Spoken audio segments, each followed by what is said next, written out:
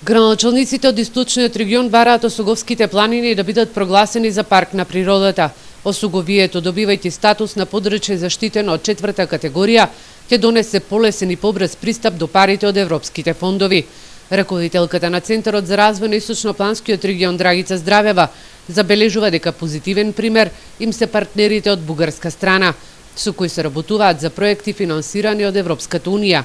Бугарија ги има Рила и Беласица како национални паркови, додека источниот регион на Македонија нема вакви подрачја кои се посебно заштитени. Ние во нашиот регион имаме само природни реткости, значи поединечни стебла кои што се прогласени за природна реткост, како црната дудинка во Лесново, дабот бели и така на. Значи тоа е во ред, меѓутоа немаме област, немаме заштитено подрачје како парк на природата, како тоа го немаме, што многу значи.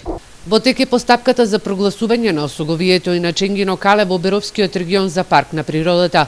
Овој парк ќе се простира на територија на неколку општини и е со површина од над 50.000 хектари.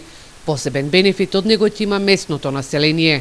Од аспект на можности за обезбедување на дополнителни приходи преку различни традиционални производи, адаптација на сопствените куќи како мали сместувачки капацитети, околу продажба на одредени сувенири или брендирање на одредени производи. Вие верувајте дека додадената вредност на такви производи кои што се наоѓаат во заштитено подрачје е 2 пати до 3 пати поголема. Здравева вели дека граначалниците од Истокот, како и донаторите за овој проект при посетата на Бугарија констатирале дека во делот на руралниот туризам источниот сосед е 6 чекори напред, додека недопрената природа на Источна Македонија ретко кој може да ја види, бидејќи ги нема условите за туристите кои бараат вакви аранжмани.